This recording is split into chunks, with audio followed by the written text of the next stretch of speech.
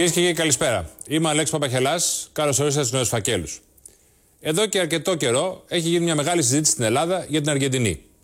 Αν μοιάζουμε με την Αργεντινή, αν πρέπει να ακολουθήσουμε τον δρόμο της Αργεντινής, αν μια ελληνική χρεοκοπία θα μπορούσε να ήταν λυτρωτική, όπως κάποιοι πιστεύουν ότι ήταν στην περίπτωση της Αργεντινής. Όλη αυτή η συζήτηση λοιπόν μας κίνησε το ενδιαφέρον. Αποφασίσαμε να πάμε στην Αργεντινή και να δούμε τι ακριβώς συνέβη και τι συμβαίνει τώρα εκεί. Η Ελένη Βαρβιτσιώτη πέρασε αρκετό χρόνο σε αυτή την χώρα. Μια χώρα η οποία έχει περάσει μια πάρα πολύ μεγάλη κρίση που έχει αλλάξει όχι μόνο την οικονομία, αλλά και την ίδια την κοινωνία. Πάμε λοιπόν να δούμε γιατί και πώς έφτασε η Αργεντινή στη χρεοκοπία στο πρώτο μέρος αυτής της εκπομπής. Το δεύτερο μέρος θα έχει να κάνει με το αν η κρίση ωφέλισε τη χώρα και ποιοι τελικά κέρδισαν από αυτήν.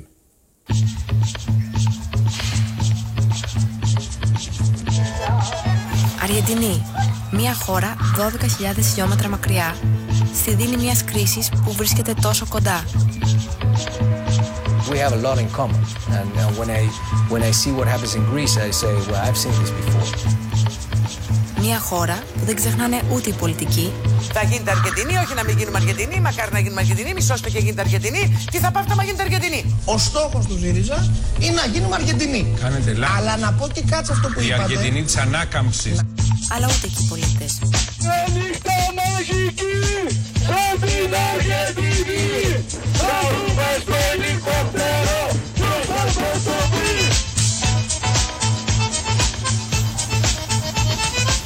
Οι Νέοι Φάκελοι ταξίδεψαν μέχρι τη μακρινή Αργεντινή. Πήγαν εκεί που λάβει ο πλούτος της. Argentina's got the third biggest shale gas reserves in the world after the US and China. Αλλά και εκεί που κρύβεται η φτώχεια της. Hay gente en Argentina que no tiene para comer. Sí. Και αναζήτησαν την πραγματική ιστορία πίσω από δραματικές στιγμές, κρίσιμες αποφάσεις και μια οικονομία που βγήκε εκτός ελέγχου. Μια χώρα με μεγάλα οικονομικά προβλήματα στο παρελθόν. The inflation rate was 11,000%, you know? Που προσπάθησε να τα λύσει με τρόπο που θύμιζε το δικό μας.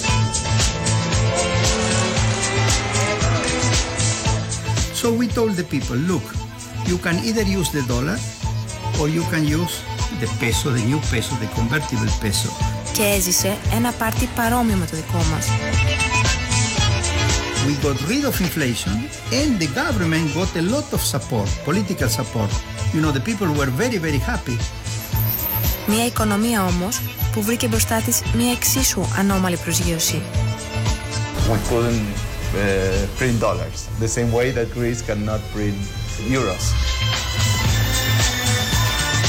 Απόψε και στο επόμενο επεισόδιο της σειράς, μέσα από ένα μεγάλο οδηπορικό στην άλλη άκρη του κόσμου, οι Νέοι Φάκελοι ρίχνουν φως στους πρωταγωνιστές των γεγονότων που μισήθηκαν και που λατρεύτηκαν από την κρίση στην τραγωδία και σήμερα λύνουν το μυστήριο της χρεοκοπίας της Αργεντινής.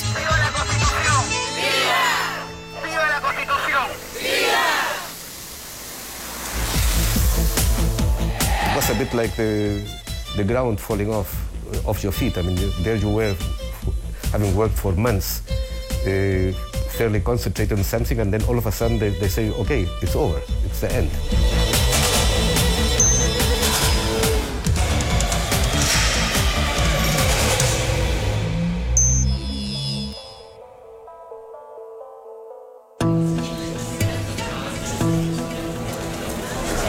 Doctor Ντομίνγκο Καβάλο. 1991. Ο Ντομίνγκο Καβάλο αναλαμβάνει υπουργός οικονομικών της Αργεντινής στην κυβέρνηση Μένεμ. Την ημέρα της ορκομοσίας του, το χρηματιστήριο της χώρας ανεβαίνει 30%. Οι αγορές καλωσορίζουν με τους πιο θετικούς ιονούς το γνωστό για τις μη συμβατικές του απόψεις πρώην πρόεδρο της Κεντρικής Τράπεζας στη θέση του Υπουργού Οικονομικών.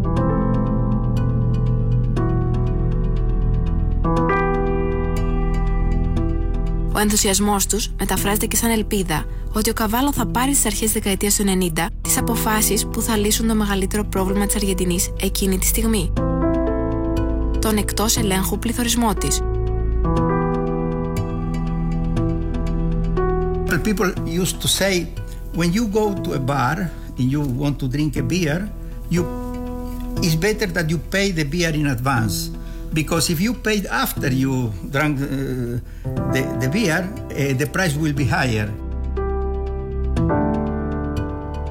Όμως, ο νέος υπουργός και ένα από τα πιο μοιραία πρόσωπα στην κρίση της Αργεντινής που θα ακολουθήσει, είχε το δικό του ριζοσπαστικό σχέδιο. The only way for a country that had 45 years of high inflation, it was to offer the people also the possibility of using a foreign currency as an alternative currency, and that the people were accustomed to use the dollar because the dollar protected their savings.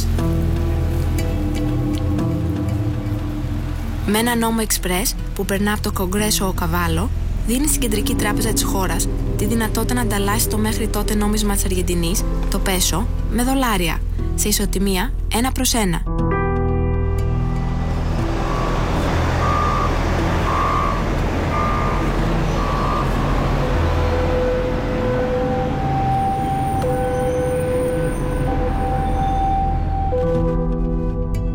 Το σκεπτικό του νόμου της μετατρεψιμότητας, όπως έμεινε γνωστός, ήταν απλό. Η Αργεντινή αποκτούσε πια ένα ισχυρό νόμισμα, το δολάριο, και η κεντρική της τράπεζα έχανε την ιδιότητα να τυπώνει χρήματα για να καλύπτει τα κενά της οικονομίας, εξαφανίζοντας έτσι τον πληθωρισμό. Ό,τι δηλαδή θα κάνει κάποια χρόνια αργότερα και η Ελλάδα με το ευρώ.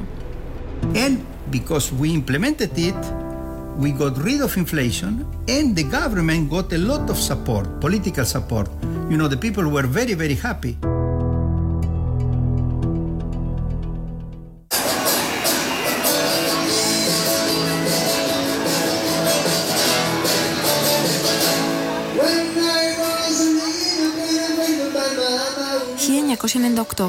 Η Αργεντινή βρίσκεται ήδη 7 χρόνια στο σύστημα μετατρεψιμότητας. Τα συστατικά για την επιτυχία του συστήματος είναι απλά: μια στενή δημοσιονομική πολιτική, αλλά και λίγο ούριος άνεμος από τις διεθνείς οικονομίες. Τα ταμεία της χώρας είναι γεμάτα, η ανάπτυξη καλπάζει, ενώ ο πληθωρισμός με αυτό το σύστημα σχεδόν εκμηδενίζεται. Η τύχη είναι με το μέρος των Αργεντίνων.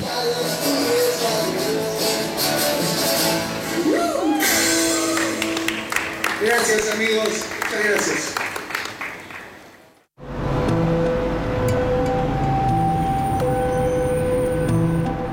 Όμως, εκείνη τη χρονιά, η παγκόσμια οικονομική σκακέρα αλλάζει απότομα.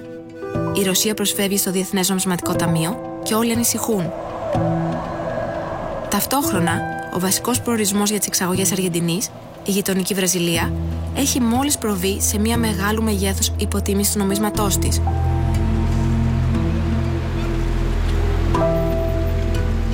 Σε μια εποχή που οι υποτιμήσεις στις γύρω οικονομίες συμβαίνουν η μία μετά την άλλη, η Αργεντινή έχει πια ένα πολύ ακριβό νόμισμα, το δολάριο. Τα πρώτα μεγάλα σύννεφα στον μέχρι τότε καθαρό ουρανό της οικονομίας της χώρας αρχίζουν σιγά σιγά να εμφανίζονται, ενώ οι γνώριμοι για τα τελευταία χρόνια ρυθμοί ανάπτυξης Αργεντινής αρχίζουν να πέφτουν. And you had a drop in commodity prices, and you also had in 98 a reversal of the situation in the US, which wasn't insignificant in Argentina, that combination, because Argentina was, if you want, financially linked to the US in the sense that Argentina shared the currency with the US. Ο Ντάνιελ Μάρξ αναλαμβάνει υφυπουργός οικονομικών της Αργεντινής εκείνη ακριβώς την εποχή. Πρώην τραπεζίτης, που έχει τη φήμη ενός από τους πιο ικανούς οικονομολόγους σε θέματα χάραξης πολιτικής, αναλαμβάνει στην ευθύνη του τα θέματα δανεισμού της χώρας. Έτσι, είναι και από τους πρώτους που αντιλαμβάνεται ότι ένα δολάριο που όλο δυνάμωνε σε ένα διεθνές οικονομικό περιβάλλον που αλλάζει, θα δημιουργήσει σοβαρά προβλήματα στην οικονομία της Αργεντινής.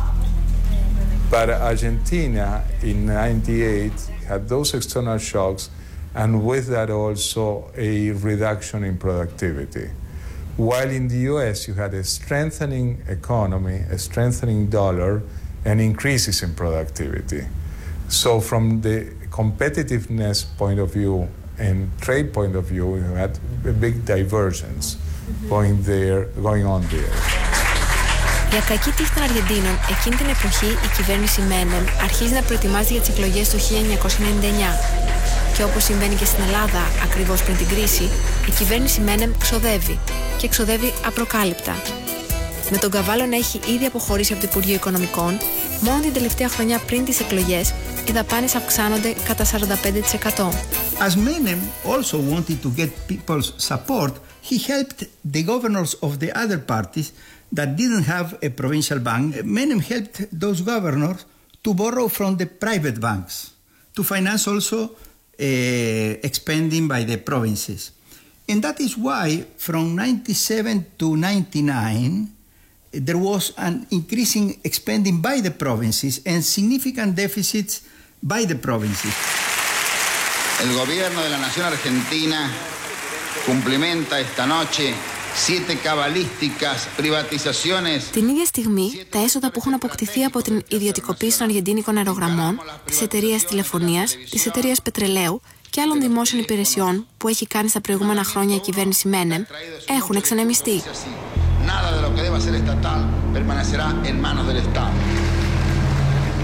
Αντί να μπουν στην οικονομία, χρησιμοποιούνται για να κλείσουν τις τρύπες που εμφανίζονται στον προϋπολογισμό της χώρας από τις παροχές, ενώ την ίδια στιγμή το χρέος μεγαλώνει. Και σαν να μην φτάνουν όλα αυτά, το κοκτέιλ της οικονομίας Αργεντινής συμπληρώνεται και με το τελικό εκρηκτικό συστατικό. Στατιστικά στοιχεία που θυμίζουν έντονα Greek statistics. What also happened between 98 and 99 is that the government starting also doing some creative accounting, or at least bold accounting on the fiscal accounts. Like what? Like selling assets and accounting those as regular revenues as opposed to capital revenues.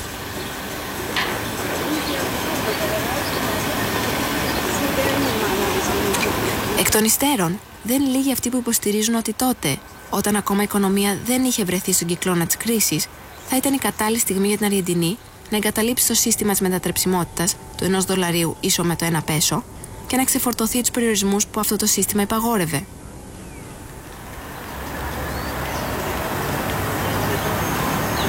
Επιστρέφοντας στο πέσο, η Αργεντινή θα γλίτωνε, λένε, από $1 που γινόταν όλο και πιο ισχυρό, εξαναγκάζοντας τους Αργεντίνους σε μια όλο και πιο σφιχτή δημοσιονομική πολιτική.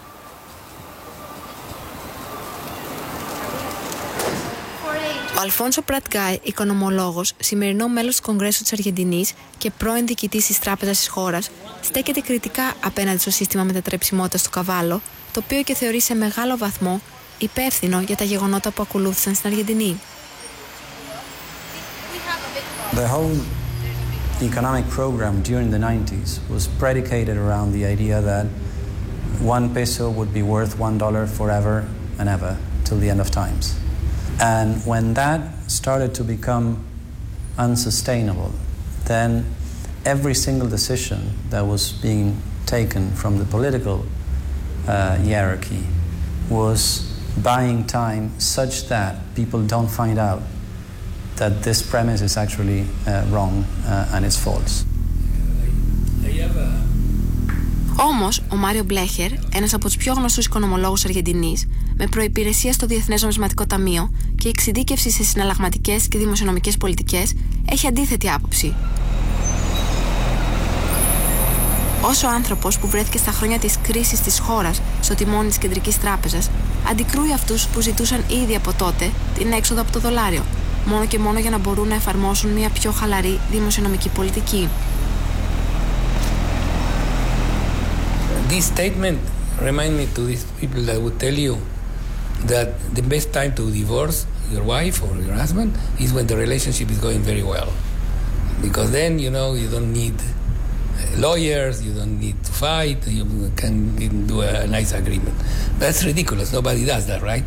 So when the convertibility was going well, it was not a good time to leave it. Because nobody would have supported that.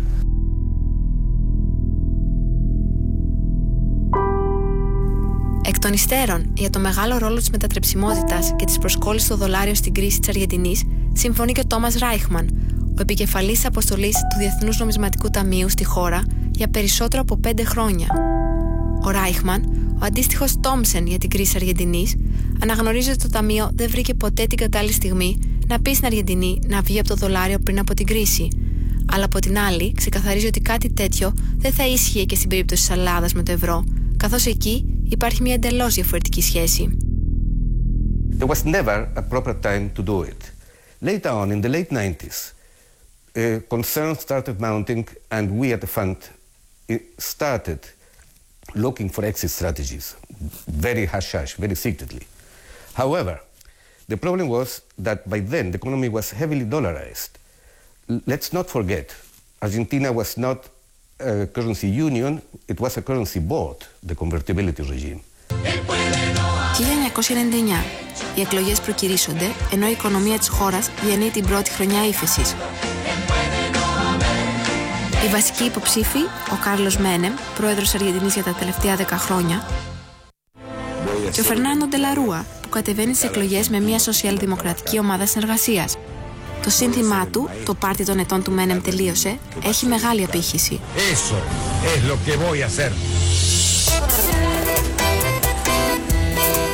Το υπερβολικό lifestyle του πρόεδρου των τελευταίων 10 ετών της Αργεντινής είχε κουράσει.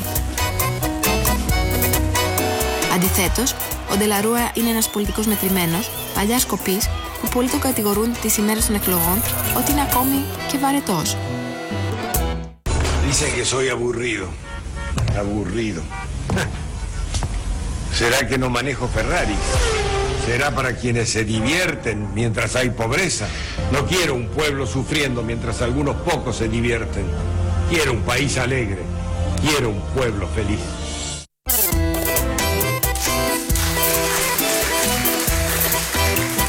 Και οι δύο όμως υποψήφοι, παρά τις διαφορές τους, υπόσχονται να συνεχίσουν να κρατούν την οικονομία της Αργεντινής μέσα στο δολάριο. Στις 24 Οκτωβρίου του 1999, ο Ντελαρούα κερδίζει τις εκλογές και γίνεται πρόεδρος της Αργεντινής.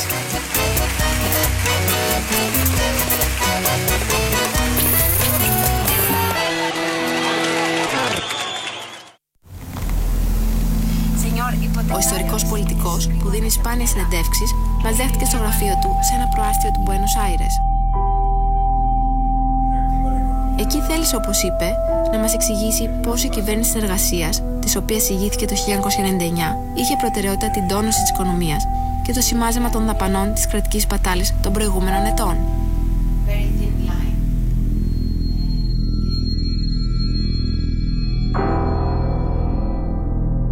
Los problemas cuando recibimos el país eran el desempleo, la recesión, porque aquella ilusión de los 90 mostraba su debilidad.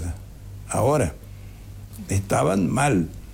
Por eso ganó la elección, la alianza, y fui elegido presidente, para cambiar las cosas. Y empezamos a cambiarlas. Some economists at that time were saying that the Argentinian economy was like a Molotov cocktail. Were you feeling that way? Más que un cóctel Molotov, lo que recibimos fue una bomba encendida. Una situación de tremenda dificultad, con altísimo déficit, recesión, enfriamiento de la economía mundial, muchas demandas de la sociedad y graves problemas sociales.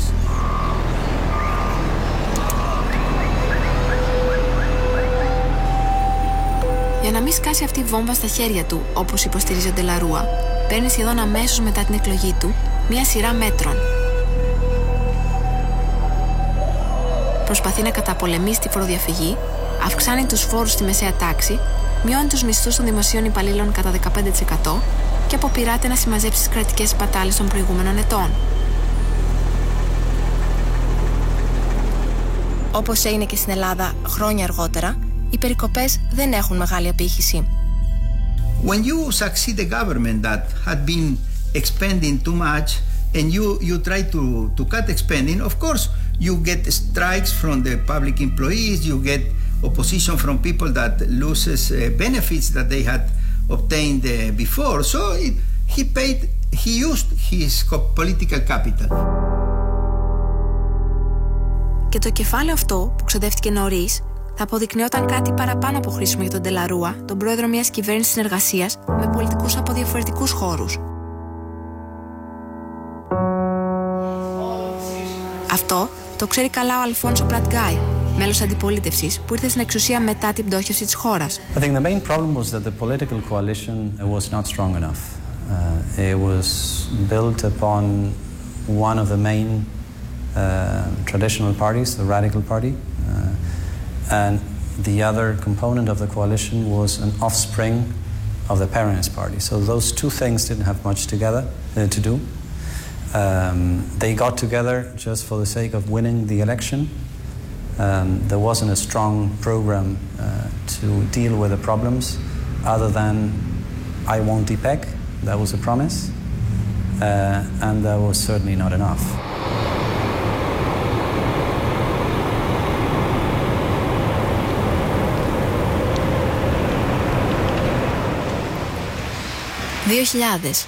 Μόλις ένα χρόνο στην εξουσία η κυβέρνηση Ντελαρούα και η οικονομία μπαίνει σε ύφεση για δεύτερη χρονιά.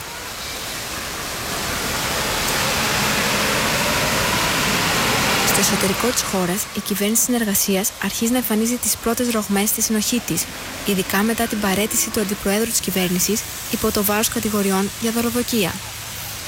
Presento mi renuncia indeclinable al cargo de vicepresidente de la Nación, para no perjudicar al presidente ni alterar la vida institucional. Όλα δείχνουν ότι η κυβέρνηση Ντελαρούα κρέμεται από μια κλωστή. He was not a very strong government. He was not a strong person in the government, and the government was not strong enough. Had a lot of opposition. Η ίσπραξη των φόρων δεν φέρνει τα αναμενόμενα αποτελέσματα, ενώ οι αγορές έχουν αρχίσει να βλέπουν την οικονομία της με μισό μάτι, διπλασιάζοντας μέσα σε ένα χρόνο το κόστος δανεισμού της Αργεντινής. Τα επίπεδα των spread βρίσκονται εκείνη τη στιγμή στην Αργεντινή πολύ υψηλότερα από τα αντίστοιχα ελληνικά τις ημέρες που στην Αθήνα υπογραφόταν το μνημόνιο. Τότε είναι που ο Ντελαρούα καταλαβαίνει ότι για να επαναφέρει την οικονομία πρέπει να βρει βοήθεια απ' έξω. Por eso se trabajó intensamente, se hizo mucho y el destino debía estar asociado al apoyo de la comunidad internacional porque eran efectos de una economía globalizada. Así que la asistencia de los organismos internacionales de crédito a que el país tenía derecho como socio de ellos, especialmente del Fondo Monetario Internacional, era necesaria.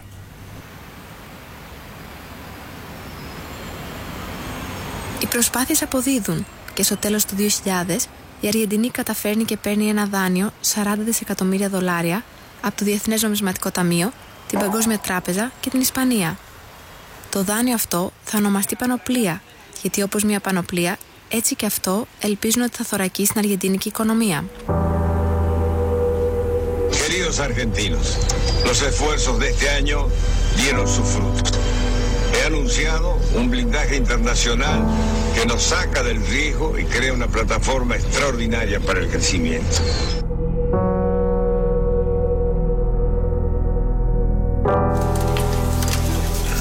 Μέσα στην άνοιξη του 2001, σε μια προσπάθεια να μειωθούν ακόμη περισσότερο οι κρατικές δαπάνες, ο τότε Υπουργός Οικονομίας ανακοινώνει νέα μέτρα, τα οποία και τον οδηγούν σε παραίτηση. Ο επόμενος Υπουργός αναγγέλει περικοπές στην παιδεία σε μια προσπάθεια να περιορίσει περισσότερο τις κρατικές δαπάνες και αντέχει στη θέση του λιγότερο από ένα μήνα. And he tried to reduce the deficit in a very organized way, and he was kicked out because there was opposition to reducing the deficit. Ο Καβάλο, αρχιτέκτονας του οικονομικού θαύματος δεκαετίας του 90 και πατέρας του συστήματος που έβαλε την αργεντίνικη οικονομία στο δολάριο, καλείται από τον Ντελαρούα για να σώσει για δεύτερη φορά την οικονομία της χώρας. Πολλοί τον βλέπουν σαν μεσία και ο πρόεδρος Ντελαρούα σαν την τελευταία σανίδα σωτηρίας του, καθώς όλες οι μέχρι τότε προσπάθειές του έχουν πέσει στο κενό. La gente pedía un economista que en los 90 había salvado al país de la hiperinflación. The president at that time pretty much thought that Kavalo would somehow get Argentina out of the problem. I was probably the most popular person in the country at that time. Yes. Ο Καβάλο ξέρει ότι το έλλειμμα της χώρας έχει δημιουργηθεί από τις περιφέρειες και ξεκινάει το σημάζεμα από εκεί.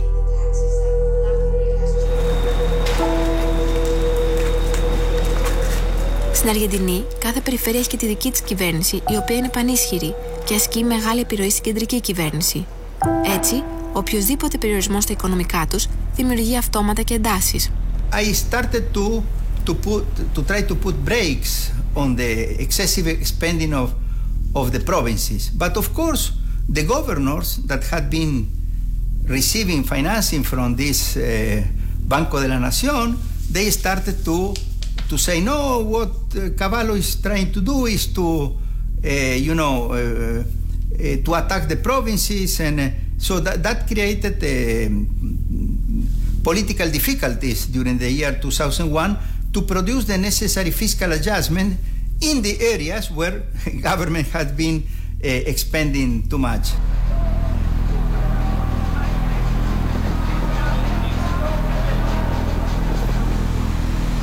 Από την πλευρά τους, οι πιο ισχυροί περιφερειάρχες Αργεντινής ανήκουν εκείνη την εποχή στην αντιπολίτευση και ξέρουν ότι οποιαδήποτε περικοπή δουλεύει υπέρ τους, φέρνοντας την αντίστοιχη αναταραχή στους πολίτες, αλλά και την πολυπόθητη εξουσία ένα βήμα ακόμα πιο κοντά τους. Άλλωστε, λίγους μήνες αργότερα, οι περιφερειάρχες θα παίξουν μεγάλο ρόλο στο χάος που θα οδηγήσει σε παραίτηση των Τελαρούα.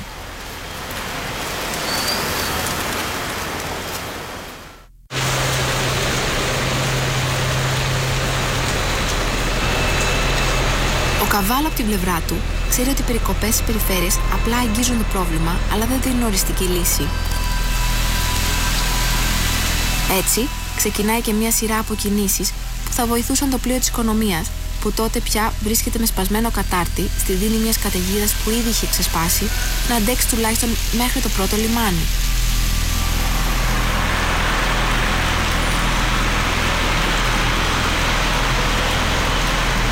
Πρώτο βήμα, το Mega Swap, η ανταλλαγή δηλαδή κρατικών ομολόγων με άλλα που λήγουν αργότερα. Οι αγορές με αυτό το βήμα μένουν μάλλον αδιάφορες.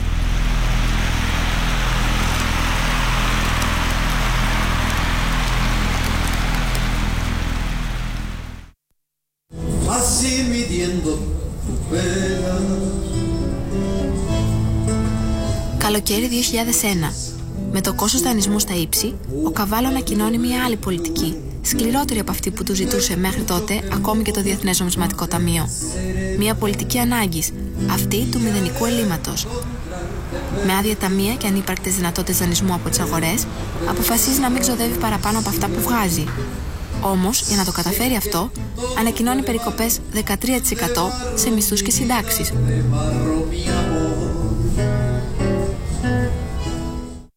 We wished him luck. It was a very difficult, at that stage, I think it was June, July 2001, to get from one day to the next the deficit zero would have been great if he could have made it, but it was a reach. But there were many other decisions, like there was a zero deficit act for the sake of, nothing, because there was a massive fiscal deficit at the time. You can't quite turn economic laws around just by, writing a law across the road.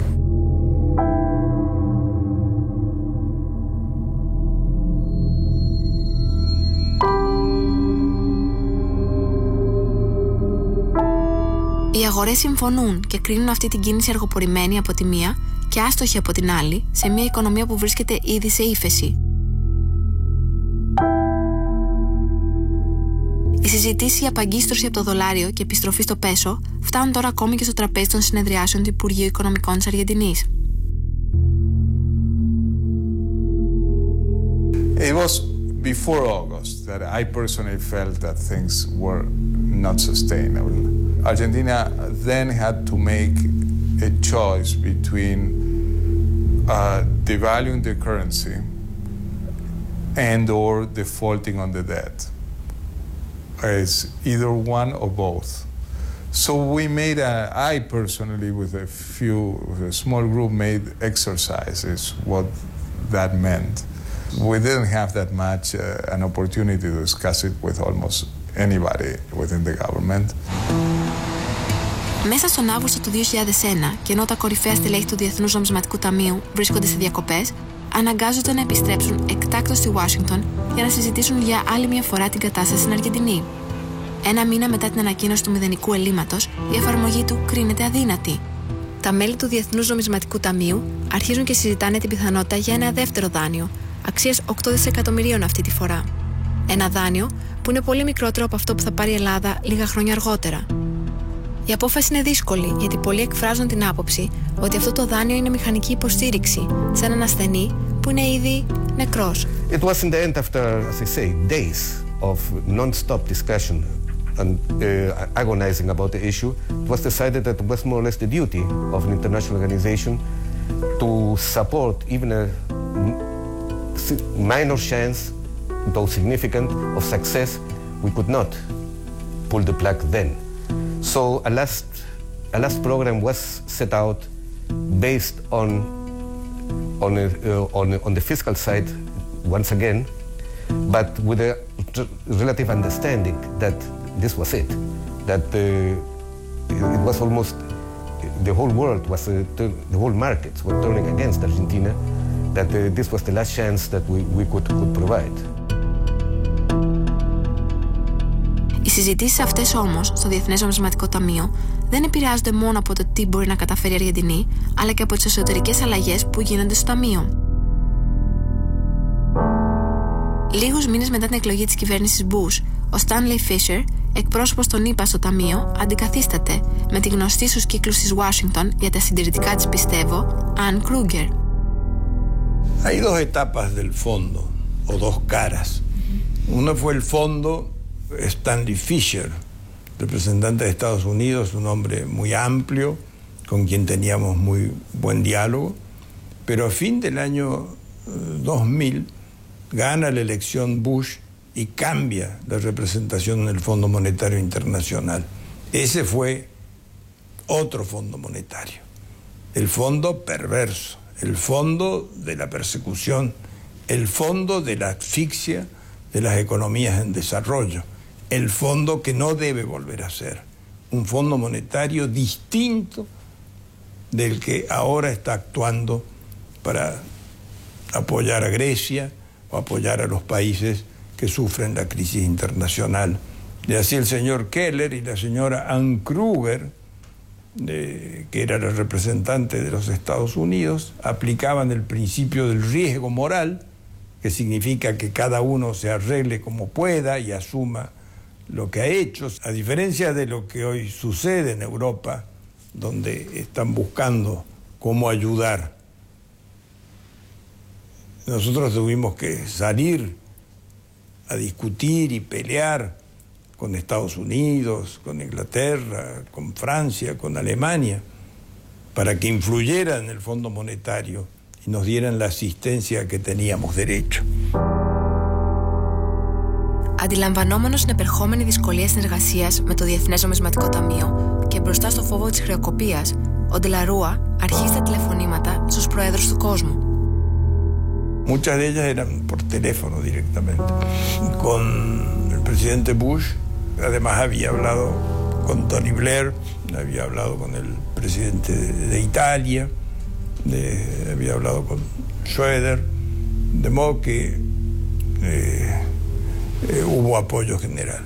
A mí me quedó siempre la duda, porque el señor Keller era alemán y como presidente yo había anulado el contrato de Siemens, que era un contrato muy gravoso, un contrato muy malo, que era necesario anular. Y usted sabe que Alemania pone toda su presión en defensa de sus empresas. El señor Schroeder, canciller, me habló y me escribió para apoyar a Siemens en eso. No obstante, yo tuve que anular ese contrato en marzo del 2001. Tal vez esto creó una nueva fricción. Παρ' όλα αυτά, το δάνειο των 8 δις από το Διεθνές Νομισματικό Ταμείο εγκρίνεται και η πρώτη δόση εκταμιεύεται.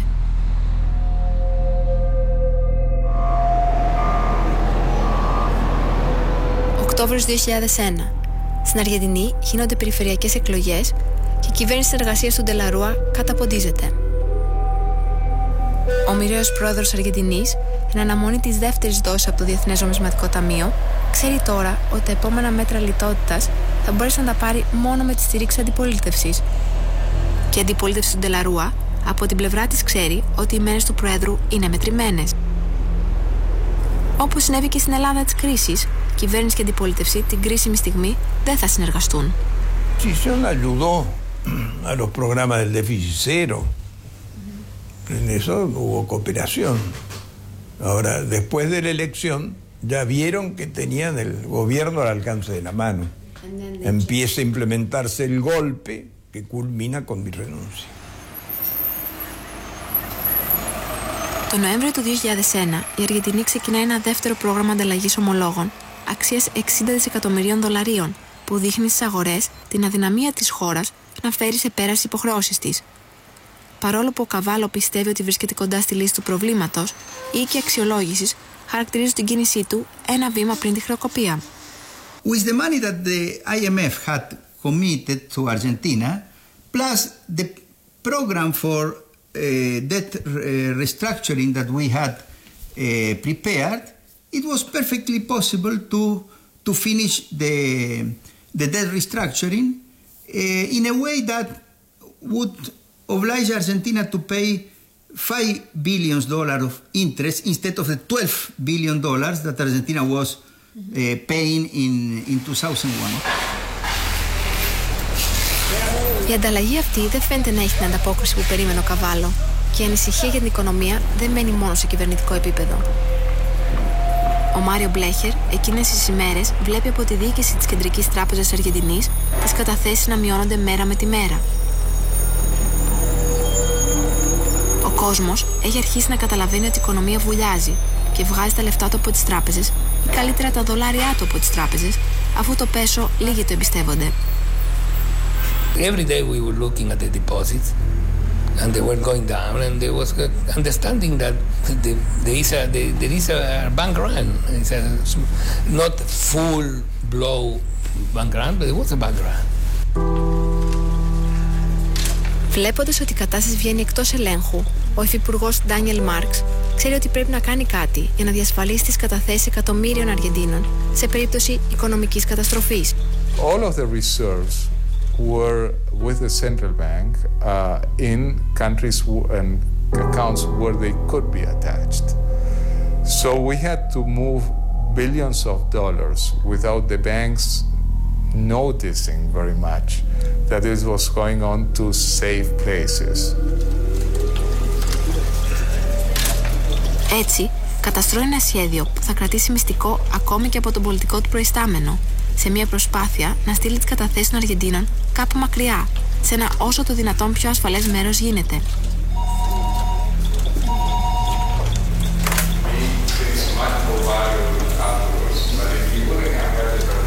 Έρχεται σε επαφή με το διευθυντή της Τράπεζας Διεθνών Διακανονισμών στην Ελβετία.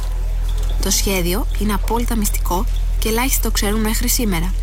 I got in touch with the then managing director of the BIS, Andrew Crockett, and told him what the situation was and asked him just to keep it very secret. And he said he would do that, but he said that they cannot handle more than a certain amount of money per transaction, which was, the limit was $500 million per day, I would say, in transactions. So we slowly started moving those reserves prior to any other negotiation. And again, this was something I asked the then president of the central bank and two other people of the central bank that got involved, and nobody else. The nobody else was even informed. Not even Kavalo? Not even Kavalo, no. And how much money did you manage to send? Well, I think it was around $18 billion. Η αβεβαιότητα όμως δεν μένει μόνο στα θησαυροφυλάκια των τραπεζών της Αργεντινής. Ο Αλμπέρτο Αμάτο, ένας από τους πιο διάσημους ερευνητικούς δημοσιογράφους της χώρας, θυμάται ότι εκείνες τις μέρες το ρεπορτάζ του βρίσκεται ακριβώς εκεί, στους δρόμους του Μπουένος Άιρες. Ese clima existía, la gente retiraba su dinero y lo guardaba en su casa.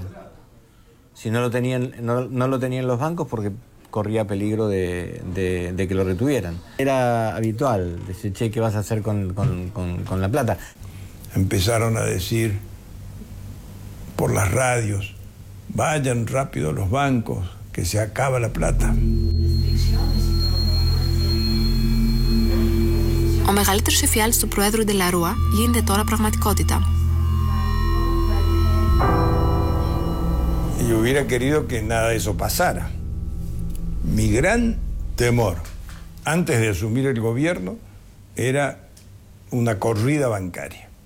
Yo sabía de antes de asumir lo que eran los golpes de mercado y les temía lo que pasó en Inglaterra con la libra, bajo la presión de Soros, lo que sufrió España por la devaluación de la peseta, o la corrida contra la peseta. Lo había hablado con Felipe González, me lo había contado. Y Enrique Iglesias, presidente del Banco Interamericano de Desarrollo, me había dicho, antes de asumir, es muy difícil ir contra los mercados. Y los mercados siempre ganan. Yo pensaba, tal vez podamos ganarles. Το σπίρτο όμως που θα ανάψει τη φωτιά στην ήδη έφλεκτη αργεντίνικη οικονομία θα το ρίξουν οι δανειστές της, σύμφωνα με τις περιγραφές του Καβάλο και του Ντελαρούα, που εκείνη τη στιγμή παρακολουθούν τα γεγονότα με κομμένη την ανάσα. And Kruger came with a statement in Washington saying countries that announced debt restructuring should start imposing exchange controls. Exchange control in a country like Argentina that had most of its deposits in dollars meant restricting the withdrawal of dollars from the banking system. She said, the proposal I am preparing will not be applicable to Turkey and to Argentina because it will require 2 years of negotiations. But you know, the impact on Argentina was immediate. People were like mad trying to withdraw dollar deposits from the banks. Yo todos los días iba y venía a casa de gobierno en helicóptero. De modo que no es anormal. Εκείνη την ημέρα όμως, τα πράγματα εξελίχθηκαν λίγο διαφορετικά, δημιουργώντας ένα μύθο που θα αναπαραχθεί χρόνια αργότερα, ακόμη και από Έλληνες πολιτικούς.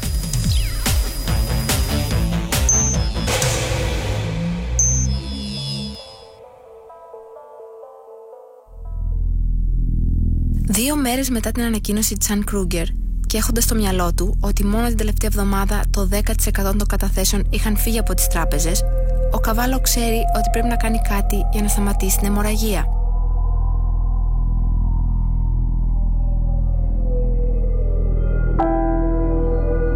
Hemos debido adoptar medidas extraordinarias que van a tener una vigencia de 90 días, precisamente para poder asegurar el buen funcionamiento de la economía y sobre todo los ahorros de los argentinos. Την Παρασκευή το απόγευμα, μετά το κλείσιμο των τραπεζών για το Σαββατοκύριακο, ανακοινώνει ότι οι αναλήψεις θα περιορίζονται στα $1.000 το μήνα. Το νόμο γνωστό και ως κοραλίτο. Το κοραλίτο, που σε ελληνικά σημαίνει μαντρί, ήταν ο τρόπος του Καβάλο να μαντρώσει τα δολάρια μέσα στις τράπεζες. Κανένας δεν φαίνεται να είναι ενημερωμένος για αυτή την κίνηση του Καβάλο, ούτε οι πιο κοντινοί του συνεργάτες, οι οποίοι πέφτουν κυριολεκτικά από τα σύννεφα. We were discussing and there were different views. One was to increase the interest rates, another was to block some type of accounts like the time account, but not the checking account. We never discussed the checking account. I was never consulted. or ask for your opinion about that. At some point, Kavalo had mentioned, and we said, this is crazy, just even forget about this. So it was forgotten. But it was a surprise to see that in the newspapers, at least to me and lots of other people. No, but I had no idea that this is coming. To the point that I lost $20,000 myself, my own. No, if I have known something, normally I would have done something, but I didn't know anything about this. It was a Friday, I was out of town, and I got the news. But the Corralito as such was, we learned about it on that Friday afternoon. They called us and said, look, that's what we did. And what can we say? I mean, we kept working on the fiscal side. I mean, there was nothing we could do about it. How did you decide on the Corralito? Did you have any other choice at that point? No, the other choice would have been to declare a holiday on banks. At least with the Corralito, people could... There were two things which people could continue doing. First, to cash out until $1,000. A month. A month. Secondly, they could use their dollars to pay with debit card, credit card, whatever, transference, checks.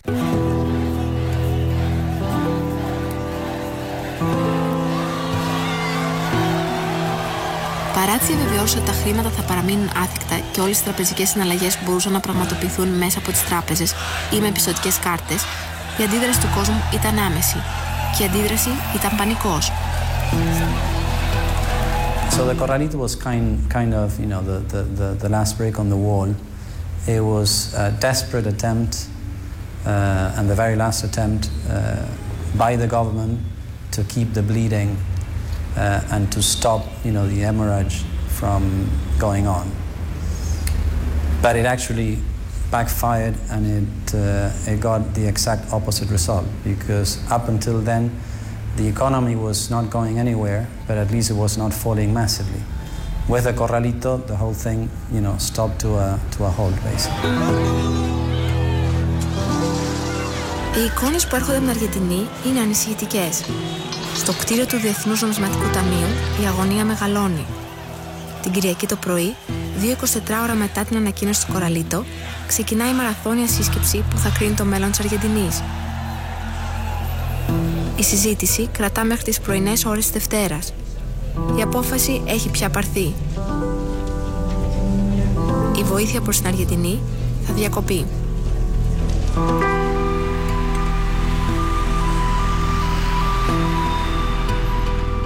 Πίσω στο Buenos Aires, το τηλέφωνο του Reichman χτυπά το μεσημέρι της ίδιας μέρας. That call came around noon of that Monday, so that I was to come back immediately that afternoon back to Washington, and that my team should follow over the next day or so. It was a bit like the ground falling off your feet. I mean, there you were, having worked for months, fairly concentrated on something, and then all of a sudden they say, okay, it's over, it's the end.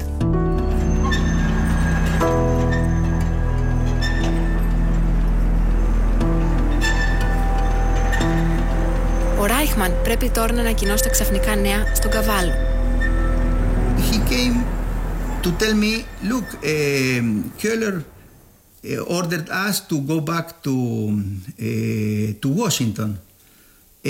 Because he has announced that the program, the Argentinian program, has been suspended.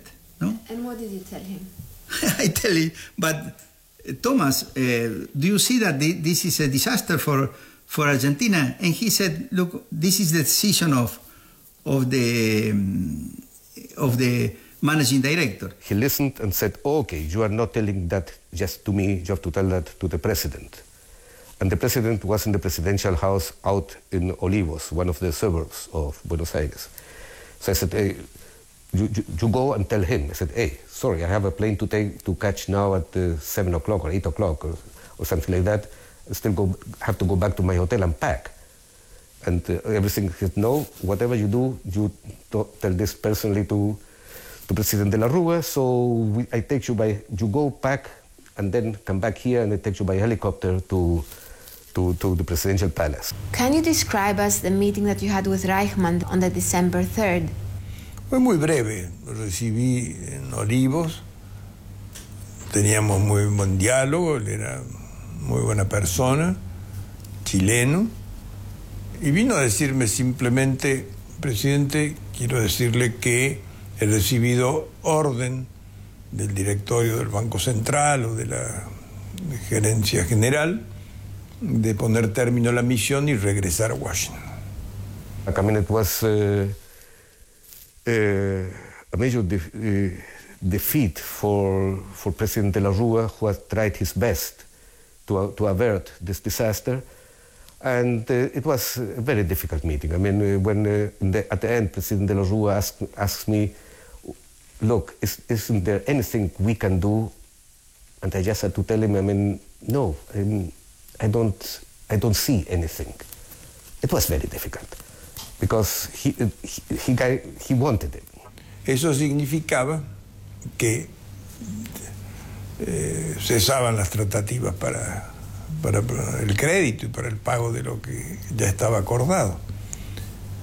En el espíritu generoso de Reichmann se mostró la preocupación y unas lágrimas cayeron de sus ojos. It was perhaps the most difficult in my whole 30-year career. I found one of the most difficult moments I had to face. Εκείνη τη στιγμή, ο Καβάλο ξέρει πολύ καλά ότι χωρίς τη βοήθεια του Διεθνούς Νομισματικού Ταμείου, η παραμονή της Αργεντινής στο δολάριο είναι αδύνατη. So what I did, I took a plane the same day or the day after, and I went to Washington. And I had a meeting with Ann Kruger, with Keller, and me, and so Ann Kruger withdrew a piece of paper saying, you have to do this 6 point in order to recover our support. And I look at the point, I said, okay, we will do it. Miss Kruger gave him a list of points, I mean, of the most essential points that Argentina had failed to do over the last 6 years. And asking him in the midst of a crisis to do them all at that moment was, of course, analytically, in terms of pure logic, right. In terms of feasibility, no, not at that stage. Οι πρωταγωνιστές αυτής της οικονομικής τραγωδίας, Ντελαρούα και Καβάλο, πιστεύουν ότι το Διεθνές Νομισματικό Ταμείο έπαιξε τον πιο καθοριστικό ρόλο στη μετέπειτα εξέλιξη των γεγονότων. Había una expectativa muy importante. Había el apoyo de los países latinoamericanos, pero eran como se sentían los emperadores romanos cuando hacen la señal de muerte. Esto llegó a ser el Fondo Monetario. Por eso Grecia tiene suerte que el fondo no actúe así para condenar a un país. You know, what the IMF did was a terrible mistake. Imagine that in Greece, after the Troika told you to get a haircut in the debt, in the middle of that process, the Troika or the IMF had said, okay, we withdraw the support for Greece. Of course, that was like saying Greece has to disorderly default on its debt. And of course, a disorderly default would very likely be accompanied by a conversion of all obligations from dollars or from euros into drachmas. Actually, what the IMF did when they withdrew the support to Argentina was to almost force Argentina into default. Για τον Ράιχμαν και το Διεθνές Νομισματικό Ταμείο, η αναδιάρθρωση χρέους στην οποία ήλπιζε ο Καβάλο ήταν πολύ μακριά από το να γίνει πραγματικότητα. Minister Cavallo tried to. We know he had efforts on that, but what we were hearing from the markets was it was a no-go. I mean, there was no credibility left whatsoever.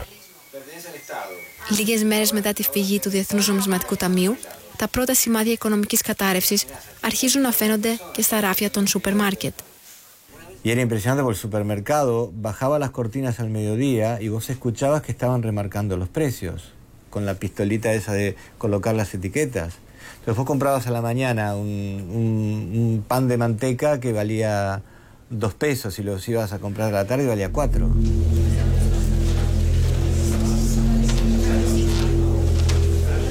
Τα ταμεία του κράτους στην Αργεντινή είναι εκείνη τη στιγμή άδεια.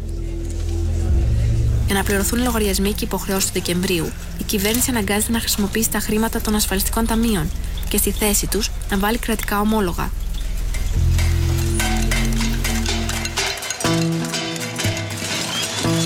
Αυτό προκαλεί γενική απεργία και ο κόσμος πλημμυρίζει στους δρόμους με κατσαρόλες που χτυπά για να δείξει την αντίδρασή του στην οικονομική πολιτική της κυβέρνησης.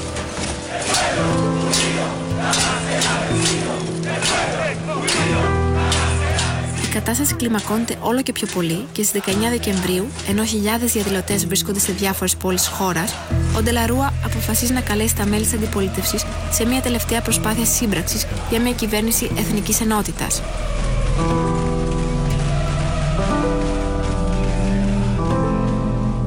Yo hice mi parte y formulé el llamado a la unidad a través de un mensaje que di esa misma tarde. Ya con pocas esperanzas, casi ninguna, de que lo cumpliera. Την ίδια στιγμή, οι δήμαρχοι και περιφερειάρχες της αντιπολίτευσης βγάζουν όλο και περισσότερο κόσμο στους δρόμους για να διαδηλώσει και τους κατευθύνουν να κινηθούν προς την πρωτεύουσα και την κεντρική πλατεία του Μπουένος Άιρες μπροστά από το Προεδρικό Μέγαρο. Είναι οι ίδιοι περιφερειάρχες που είχαν προκαλέσει τις μεγαλύτερες αντιδράσεις με τις περικοπές του Καβάλο λίγους μήνες νωρίτερα. Let me explain exactly how it happened. Both the radicals of the province of Buenos Aires and the Peronists of the province of Buenos Aires decided, together with the mayors of the Great Buenos Aires area, to bring that people to manifest in Casa Rosada, in Plaza de Mayo.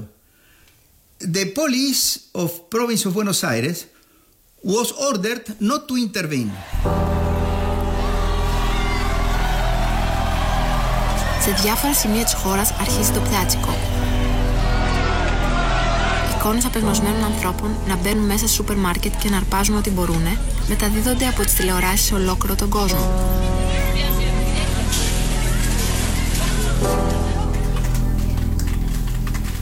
Ο Αλμπέρτο Αμάτο, μαζί με άλλους συναδέρφους του, θα περάσουν τους επόμενους μήνες ερευνώντας πώς εξελίχθηκαν τα γεγονότα αυτών των ημερών λεπτό προς λεπτό και θα εκδώσουν ένα πολύ αναλυτικό ρεπορτάζ στην εφημερίδα τους. Από την έρευνά τους προκύπτουν πολύ ενδιαφέροντα συμπεράσματα.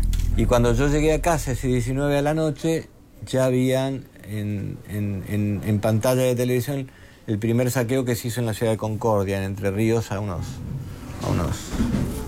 no sé cuántos kilómetros, 500 kilómetros de aquí más o menos. Pero ya había saqueos y ya había un camión de la televisión filmando en directo el saqueo. En general, los periodistas nunca llegamos antes que se produzcan las cosas, siempre llegamos un poquito después. Esos saqueos no eran espontáneos, esos fueron provocados y organizados. You think? Sí, sí, seguro, y eso está demostrado.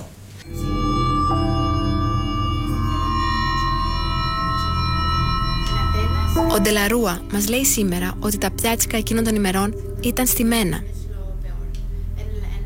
Porque el intendente de San Martín venía al frente de los manifestantes, el propio intendente, el mayor, venía al frente de los manifestantes que asaltaban un supermercado.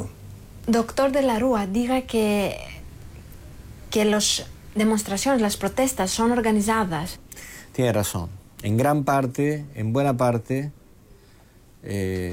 o en las zonas más populosas, algunos saqueos fueron sostenidos, impulsados, tolerados, alimentados por los líderes del peronismo bonaerense. Eso es lo que nosotros descubrimos en una investigación que hicimos meses después. ¿Cómo lo descubres?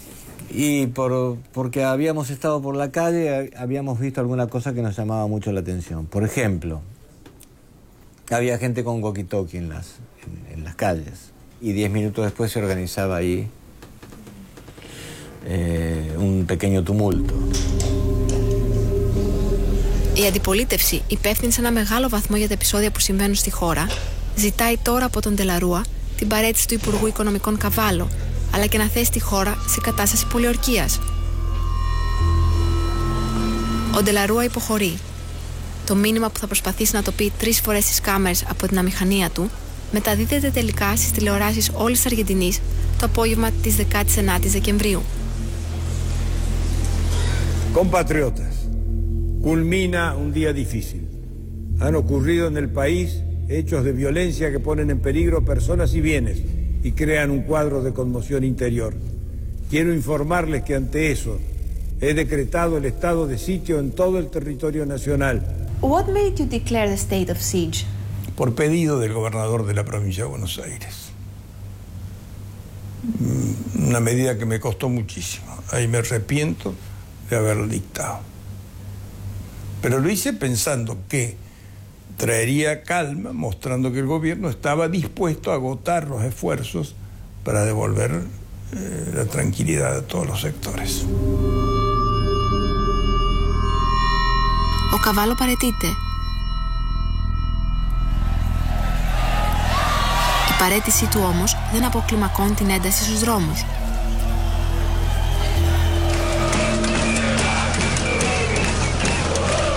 Έξω από το Προεδρικό Μέγαρο, το πλήθος φωνάζει και σε vayan todos, δηλαδή να φύγετε όλοι.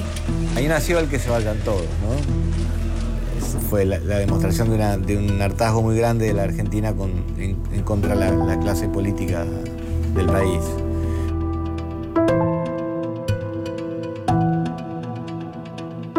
20 Δεκεμβρίου και ο Ντελαρούα βρίσκεται στο Προεδρικό Μέγαρο, προσπαθώντας ακόμα να βρει κάποιο είδους συμβιβασμό με την αντιπολίτευση.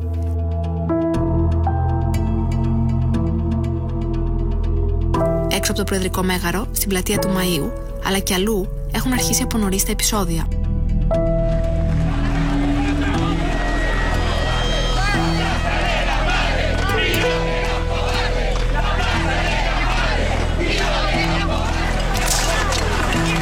Όσο η ώρα περνάει, τα πνεύματα οξύνονται.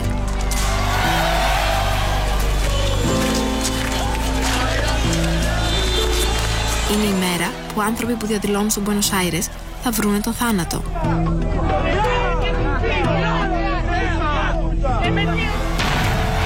Que había manifestaciones, que se trataba de encauzar las manifestaciones, que los manifestantes violentos se retiraran, pero no que hubiera desbordes, excesos, episodios trágicos.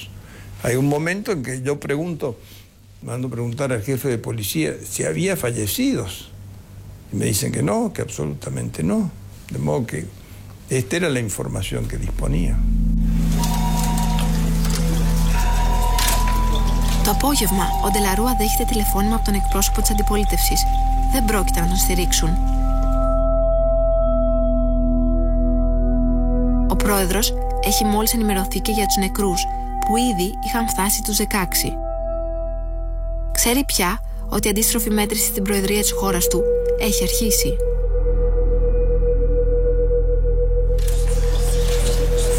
Ο Ντελαρούα καλεί Υπουργικό Συμβούλιο και ανακοινώνεται θα παραιτηθεί.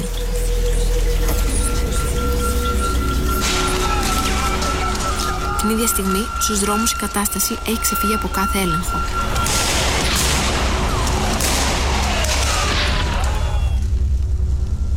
Γράφει την παραίτηση του χειρόγραφα και την παραδίδει στο Κογκρέσο.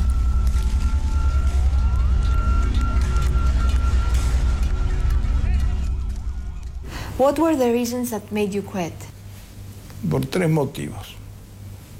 Pensé que si había violencia, al renunciar cesaría, lo que sí ocurrió. En segundo lugar, para que los que tenían ahora mayoría en el Congreso tomaran las medidas que facilitaran los acuerdos con los organismos internacionales de crédito para superar la situación económica. Y en tercer lugar, porque si yo dejaba avanzar el plan golpista para destituir al gobierno, esto traía como consecuencia que Argentina quedara fuera y marginada en las relaciones internacionales. Το τελευταίο πράγμα που κάνει ο Ντελαρούα πριν φύγει από το προεδρικό μέγαρο είναι να υπογράψει αυτόγραφα. Αμέσως μετά θα επιβιβαστεί στο ελικόπτερό του. Για τους προέδρους Αργεντινής, το ελικόπτερο είναι στο καθημερινό τους πρόγραμμα και το σημείο από το οποίο απογειώνεται είναι μόλις 100 μέτρα από το προεδρικό μέγαρο. Εκείνη την ημέρα όμως, τα πράγματα εξελίχθηκαν λίγο διαφορετικά, δημιουργώντας ένα μύθο που θα αναπαραχθεί χρόνια αργότερα, ακόμη και από Έλληνες πολιτικούς. Yo todos los días iba y venía a casa de gobierno en helicóptero, de modo que no es anormal. La excepcionalidad fue que el jefe de casa militar lo trajo al helipuerto de la casa de gobierno. Yo había renunciado, lo dije, no me gustó, pero lo cierto que cedí ante el jefe de la casa militar que dijo: presidente, la seguridad está a mi cargo, le pido que venga, el helicóptero no puede resistir más. Bueno, dije yo, vamos, no le di trascendencia, porque si no me hubiera ido al helipuerto que estaba a 100 metros, era parecido. De la Rúa debió haber evitado esa imagen, yo creo que no lo pensó. Lo pensó al día siguiente volvió a la casa de gobierno, ya cuando estaba renunciado y todo, estaba en ese momento el expresidente del gobierno español, Felipe González, y el expresidente entró a la casa de gobierno y volvió a salir por la puerta principal caminando, pero ya era tarde, nada podía borrar la imagen de su huida en helicóptero. Eso ha querido presentarse como una huida, que no fue, porque yo me fui a mis oficinas y a mi residencia presidencial. No me fui al aeropuerto, no me fui al extranjero, no me fui a esconder a ningún lado. Pero nos manejamos por símbolos, por mensajes cortos, que el helicóptero como si fuera una huida, que se vayan todos como si fuera un clamor popular. Την επόμενη μέρα η εξουσία περνάει στον πρόεδρο της Γερουσίας, όπως ορίζει το Σύνταγμα της Αργεντινής. Όμως, μετά από λίγες μέρες, το Κογκρέσο που ήταν στα χέρια των Περονιστών, το κόμμα που αντιπολιτευόταν τον Ντελαρούα, εκλέγει κάποιον άλλον, τον Ροντρίγκε Σά. Η οργή όμως ξεχυλίζει ακόμη στους δρόμους του Μπουένος Άιρες και καμία από αυτές τις κινήσεις δεν φαίνεται ικανή για να την εξευμενήσει. Στη διακυβέρνηση της χώρας τώρα επικρατεί χάος. The president of the bank, the governor and myself, decided to go and see who is in charge in the ministry because we need to know what to do. So we went there and there was absolutely nobody in the ministry. It was a working day. It was closed, basically closed. There was a guard and nobody was there. The corridors were empty, it was dark. The office of the minister was empty. So we really didn't know what to do. Asamblea Legislativa y se elige como presidente a un senador de la provincia de San Luis, que es el doctor Adolfo Rodríguez Sá, que tampoco puede gobernar demasiado tiempo por el caos económico. Según él ha confesado, en el ejercicio de la presidencia llamó a los bancos y no le atendían el teléfono. Los bancos no le atendían el teléfono. Ese era el nivel de... Pero la realidad era esa. Los bancos, los grandes bancos extranjeros y nacionales no le atendían el teléfono al presidente de la Nación. Στην ορκομοσία ενός από τους 5 προέδρους που ακολουθούν την πτώση του Ντελαρούα σε διάστημα ενός μηνός και μέσα από φροντερά συνθήματα Αργεντινή να σύουν την αίθουσα του Κογκρέσου, ο πρόεδρος για μερικές μέρες, Ροντρίγκε Σά, ανακοινώνει την πτώχευση της Αργεντινής. En primer lugar, anuncio que el Estado argentino suspenderá el pago de la deuda externa.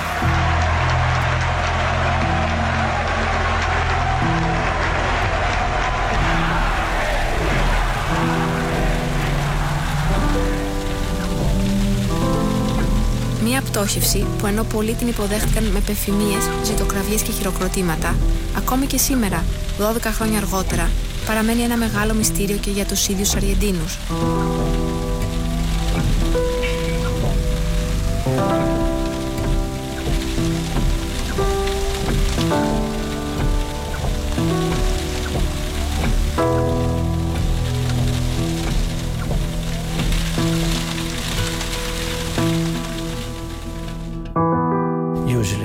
default and you don't respect the rules, you end up losing. The poorer people suffer the most.